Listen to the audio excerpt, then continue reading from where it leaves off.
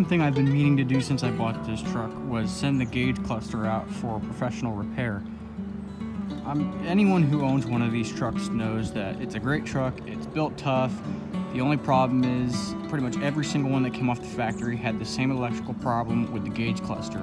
The pins and the wiring goes bad from vibrations and bumps, and the gauges either don't work or show inaccurate readings or just cycle endlessly. The lights inside don't work, stuff like that. And mine's been doing that off and on since I bought it.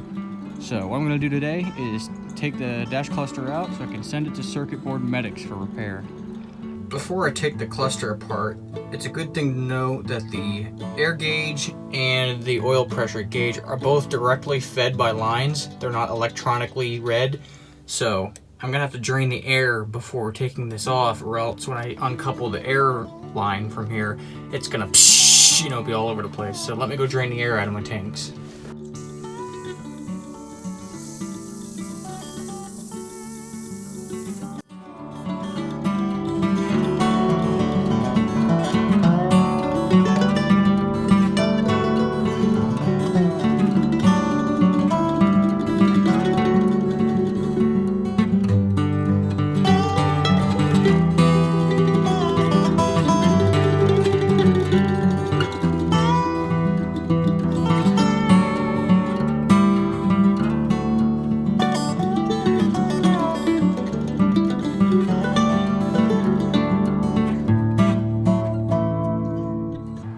Been a few days and I just got the box back, which contains my repaired gauge cluster from Circuit Board Medics. So we're gonna put it back in and see how it is.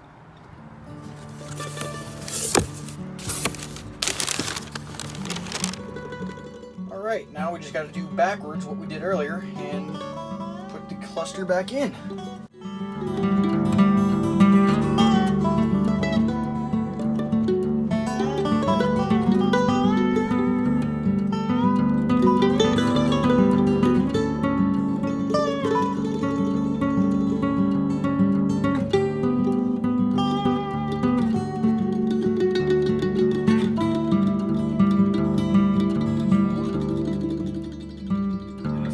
Out. Very nice. Can finally see all my lights come on at the same time.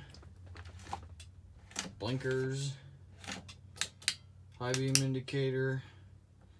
Let's see what we got here.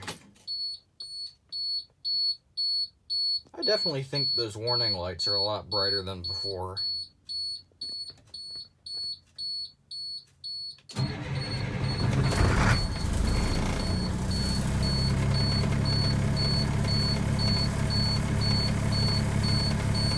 My voltage light isn't being weird.